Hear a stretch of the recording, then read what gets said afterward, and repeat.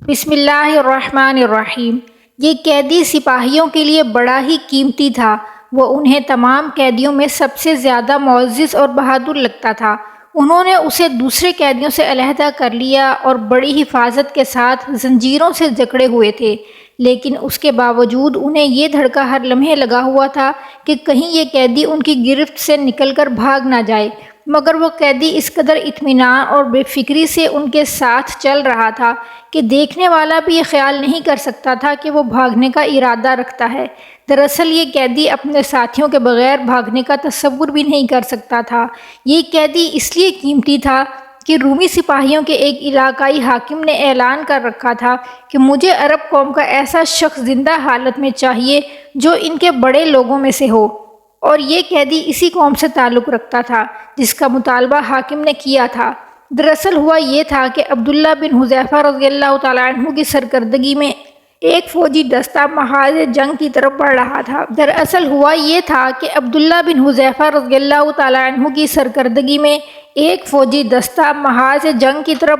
تھا۔ کہ غلطی سے رومی علاقے میں چلا گیا اور گرفتار ہو گیا۔ اب عبداللہ بن حذیفہ رضی اللہ تعالیٰ عنہ رومی حاکم کی تمام شرائط پر پورا اترتے تھے، اس لیے سپاہیوں کو یقین تھا کہ وہ اسے حاکم کے حضور پیش کر کے انعام حاصل کریں گے۔ ایک روایت کے مطابق یہ حاکم کوئی اور نہیں بلکہ قیصر روم تھا۔ جب اس قیدی کی خبر حاکم تک پہنچی تو اس نے ان سپاہیوں کو انعام دیا جنہوں نے اسے گرفتار کیا تھا، اور ساتھ ہی حکم دیا کہ اسے جلد از جلد دربار میں پیش کیا جائے۔ حضرت عبداللہ بن حذیفہ رضی اللہ تعالیٰ عنہ اگلے ہی دن بیڑیوں میں جکڑے بھرے بازار میں بادشاہ کے سامنے تھے۔ اس وقت ان کے چہرے پر ایک عجیب اطمینان اور سکون تھا۔ دربار میں موجود دشمن قوم کے افراد قیدیوں کو خونخوار نظروں سے دیکھ رہے تھے۔ اکثر کے چہروں پر نفرت اور تکبر کے جذبات صاف دیکھے جا سکتے تھے۔ قیصر نے عبداللہ بن حذیفہ رضی اللہ تعالیٰ عنہ کو گہری نظروں سے دیکھا اور اس سے پوچھا کہ وہ کس مذہب اور کس قوم سے تعلق رکھتا ہے۔ انہوں نے اپنا مذہب، قوم اور نام بتایا۔ اس کی تسلی ہوئی کہ مطلوبہ شخص ہی اس کے سامنے ہے۔ اس کے بعد وہ حضرت عبداللہ بن حذیفہ رضی اللہ تعالیٰ عنہ سے مخاطب ہوا، اے قیدی، میرے پاس تمہارے لیے ایک تجویز ہے۔ وہ کیا ہے؟ انہوں نے خوف سے بے نیاز ہو کر پوچھا۔ تم اپنا مذہب چھوڑ کر میرا مذہب اختیار کر لو، ایسا کرنے پر میں تمہیں آزاد کر دوں گا اور تم ان درباریوں کی طرح معزز اور مرتبے والے بن جاؤ گے۔ حضرت عبداللہ بن حذیفہ رضی اللہ تعالیٰ عنہ نے سوچنے میں ایک لمحہ بھی ضائع نہ کیا اور جواب دیا، اے بادشاہ، یہ ممکن نہیں۔ میں 1000 دفعہ موت کو سینے سے لگانے کے لیے تیار ہوں، لیکن اپنا مذہب چھوڑ کر تمہارے مذہب کو اختیار نہیں کر سکتا۔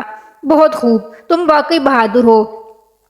یہی کچھ میں نے تمہاری قوم کے متعلق سنا تھا، لیکن میرا مشورہ تمہیں یہی ہے کہ میرا مذہب مان لو۔ انعام کے طور پر میں تمہیں اپنا خاص وزیر بنا لوں گا۔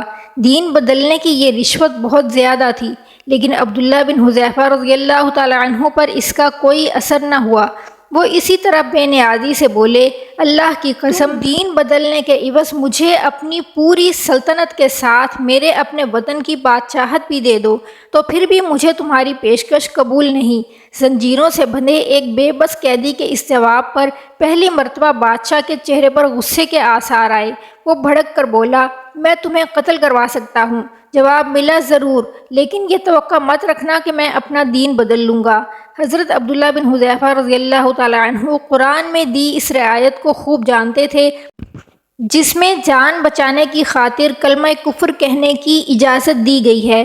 یہ اجازت سورہ نحل میں ان الفاظ میں دی گئی ہے کہ جو اپنے ایمان لانے کے بعد اللہ کا کفر کرے گا بجز اس کے کہ جس پر جبر کیا گیا ہو، اس کا دل ایمان پر جمع ہو، لیکن جو کفر کے لیے سینہ کھول دے گا تو اس پر اللہ کا غضب اور عذاب عظیم ہے۔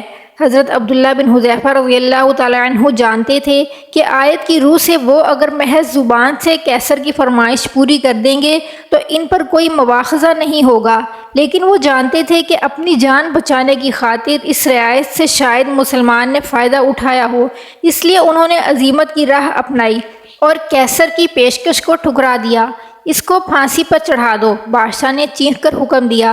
ساتھ ہی اس نے وزیر کو بلایا اور قیدی کی ہلاکت کے بارے میں کچھ خصوصی ہدایات دیں۔ وزیر نے حکم جلاد تک پہنچا دیا۔ فوراً ہی قیدی کو ایک تختے سے باندھ دیا گیا اور جلاد تیر کمان ہاتھ میں لے کر اس کا نشانہ لینے لگا۔ اس نے بڑی احتیاط سے نشانہ لیا اور تیر چھوڑ دیا۔ تیر عین نشانے پر لگا، ٹھیک وہاں جہاں اسے ہدایت کی گئی تھی۔ بادشاہ نے وزیر کے ذریعے سے حکم دیا تھا کہ تیر قیدی کے دل میں نہیں بلکہ ہاتھ پر مارا جائے کہ اس کا ایک بازو زخمی ہو جائے، اور واقعی قیدی کا ہاتھ زخمی ہو گیا۔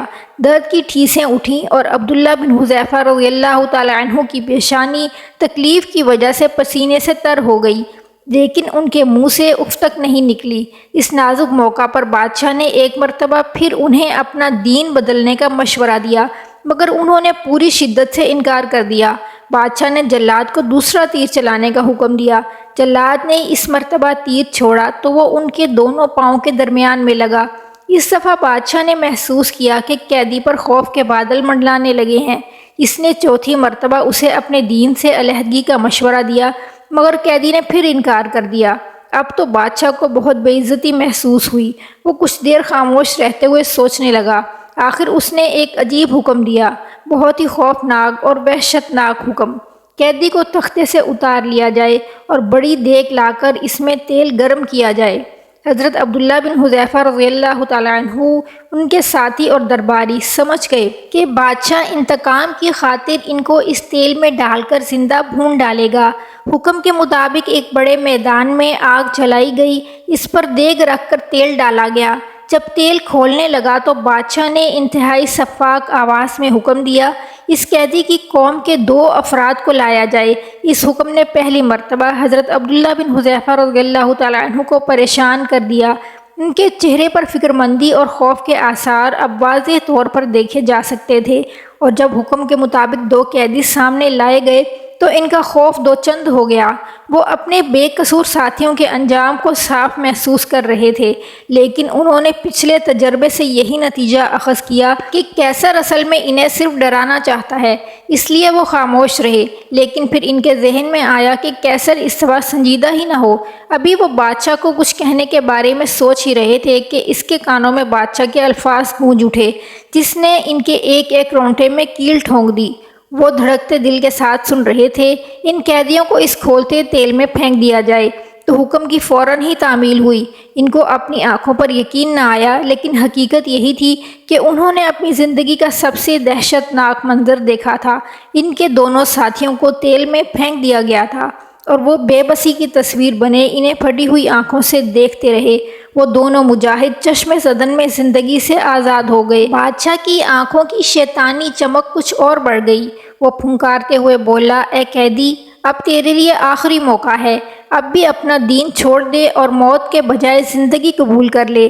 حضرت عبداللہ بن حذیفہ رضی اللہ تعالیٰ عنہ نے نفرت، غصے اور حقارت کا بھرپور مظاہرہ کرتے ہوئے اس مرتبہ بھی انکار کر دیا۔ بادشاہ کی برداشت ختم ہو گئی اور وہ زور سے چلایا، پھینک دو اس گستاخ کو تیل میں۔ سپاہیوں نے انہیں پکڑا اور گھسیٹتے ہوئے تیل کی دیگ کے قریب لے آئے۔ اس موقع پر بادشاہ اور اس کے درباریوں نے عجیب منظر دیکھا۔ وہ دیکھ رہے تھے کہ حضرت عبداللہ بن حذیفہ رضی اللہ تعالیٰ عنہ کی آنکھوں سے ٹپ ٹپ آنسو گر رہے ہیں۔ بادشاہ کو پہلی مرتبہ اپنی ضد کی فتح کے آثار دکھائی دیے۔ اس نے ہاتھ اٹھا کر اپنے سپاہیوں کو روکا۔ دربار میں شور مچ گیا۔ وہ آپس میں کہہ رہے تھے کہ دیکھو، قیدی رو رہا ہے، موت، اور وہ بھی اس قدر خوفناک موت، یقیناً موت کی تکلیف کا تصور کر کے رو رہا ہے۔ بادشاہ نے قیدی کو قریب لانے کا حکم دیا۔ شاید وہ یقین کرنا چاہتا تھا کہ قیدی واقعی رو رہا ہے۔ قیدی سچ مچ رو رہا تھا۔ اس کے نورانی چہرے پر آنسو موتی بن کر چمک رہے تھے۔ اے قیدی، آخر تم نے اپنی ضد چھوڑنے کا فیصلہ کر ہی لیا۔ ٹھیک ہے، تم اعلان کرو کہ میرے دین کو قبول کرتے ہو۔ لیکن حضرت عبداللہ بن حذیفہ رضی اللہ تعالیٰ عنہ نے جواب میں جو کچھ کہا، اس سے بادشاہ ہی نہیں دربار کا ہر آدمی چونک پڑا۔ نہیں اے ظالم بادشاہ، میں تمہارا مذہب ہرگز قبول نہ کروں گا، تو پھر تم رو کس بات پر رہے ہو؟ اے احمق بادشاہ، میں موت کے خوف سے نہیں رو رہا، میں تو اس حسرت پر رو رہا ہوں کہ کاش میرے پاس ایک سے زیادہ جانیں ہوتی اور میں ہر جان اس کھولتے ہوئے تیل میں ڈال کر اللہ کی راہ میں قربان کر دیتا، مگر افسوس میرے پاس تو ایک ہی جان ہے، بس اس محرومی پر رو رہا ہوں۔ دربار پر موت کی سی خاموشی طاری ہو گئی، یوں لگتا تھا کہ وقت ٹھہر گیا ہے، زندگی کی سانسیں رک گئی ہیں۔ بادشاہ بھی بت بنا اس عجیب و غریب قیدی کا منہ دیکھ رہا تھا، اس نے بھلا ایسا انسان زندگی میں کہاں دیکھا ہوگا؟ لگتا تھا قیدی کی اس بات نے اس کے دماغ پر اثر کر دیا تھا۔ اس نے بھی ایک بہت ہی عجیب بات کہی، کہنے لگا، اے قیدی، اگر تم میرا سر چوم لو تو میں تمہیں آزاد کر دوں گا۔ حضرت عبداللہ بن حذیفہ رضی اللہ تعالی عنہ نے بے یقینی سے بادشاہ کی طرف دیکھا اور کہا، کیا تم میرے ساتھ میرے ساتھیوں کو بھی چھوڑ دو گے؟ ہاں، میں تمہارے ساتھیوں کو بھی چھوڑ دوں گا۔ تب انہوں نے پہلی مرتبہ قرآن پاک میں دی گئی اللہ کی رعایت سے فائدہ اٹھانے کا ارادہ کیا۔ ان کے سامنے قرآن پاک کی ایک نہیں کئی آیات آ گئی تھیں، جس نے کسی کو قتل کیا اس کے بغیر کہ اس نے کسی کو قتل کیا ہو یا زمین میں فساد برپا کیا ہو تو اس نے گویا سب انسانوں کو قتل کیا، اور جس نے کسی ایک کو بچایا اس نے گویا سب انسانوں کو بچا لیا۔ پھر جو بھوک سے مجبور ہو کر کوئی حرام چیز کھا لے بغیر اس کے کہ وہ گناہ کی طرف مائل ہو تو اللہ بخشنے والا ہے، وہ سراسر رحمت ہے۔ وہ سوچ رہے تھے کہ یہ بادشاہ جتنا ظالم ہے اتنا ہی بزدل ہے، ڈر رہا ہوگا کہ جس دین پر ایمان رکھنے والے اس قدر بااصول اور بے خوف ہیں وہ کس قدر نڈر بہادر ہوں گے۔ اگر میں نے ان کے اہم آدمی کو یوں بے رحمی سے مار ڈالا تو یہ لوگ میری سلطنت کی اینٹ سے اینٹ بجا دیں گے۔ اپنی اس کمزوری کو چھپانے کے لیے اس نے بے تکی سی شرط رکھ دی، یا شاید اس نے میرے دین نہ بدلنے کو اپنی انا کا مسئلہ بنا لیا ہے اور اس میں ناکامی کے بعد اب محض بچوں کی سی ضد پر آ گیا ہے۔ یہ چاہتا ہے کہ میرے ہاتھوں اپنی شکست کے بعد اب میں بھرے دربار میں اس کا سر چوم کر اس کی عزت اور اپنی ذلت کا اظہار کروں، لیکن اگر میں نے اس کی یہ بے تکی ضد مان لی تو اس سے میرے دین پر تو کوئی حرف نہیں آئے گا، مگر میرے قیمتی ساتھیوں کی جانیں بچ جائیں گی، اور میرا دین اور میرے رسول اللہ صلی اللہ علیہ وسلم کی سیرت مجھے یہی سکھاتی ہے، لہٰذا یہ گھاٹے کا سودا نہیں، میرے ساتھیوں کی جانیں میری ذات سے بہت زیادہ قیمتی ہیں۔ یہ سوچ کر انہوں نے اپنی ذات پر ساتھیوں کی جان کو ترجیح دینے کا فیصلہ کیا اور آگے بڑھ کر بادشاہ کے سر کو چوم لیا۔ بادشاہ نے فوراً انہیں اور ان کے باقی ساتھیوں کو آزاد کرنے کا حکم دے دیا۔ خلیفہ ثانی حضرت عمر فاروق رضی اللہ تعالیٰ عنہ مسجد نبی میں بیٹھے تھے۔ حضرت عبداللہ بن حذیفہ رضی اللہ تعالیٰ عنہ کی زبانی سارا واقعہ سننے کے بعد بولے، اے عبداللہ بن حذیفہ، تم پر ہزار ہار رحمتیں نازل ہوں۔ اس کے بعد حضرت عمر فاروق رضی اللہ تعالیٰ عنہ اٹھے اور اعلان کیا کہ ہر مسلمان پر لازم ہے کہ وہ آگے بڑھ کر عبداللہ بن حذیفہ رضی اللہ تعالیٰ عنہ کا سر چوم لے، اور دیکھو میں سب سے پہلے ان کے سر پر بوسہ دیتا ہوں۔ خلیفہ ثانی حضرت عمر فاروق رضی اللہ تعالیٰ عنہ اٹھے اور ان کو بوسہ دیا۔ حضرت عبداللہ بن حذیفہ رضی اللہ تعالیٰ عنہ ان صحابہ کرام رضی اللہ عنہم اجمعین میں سے تھے جو مکہ میں بہت آغاز ہی میں اسلام کی روشنی سے فیضیاب ہو گئے تھے۔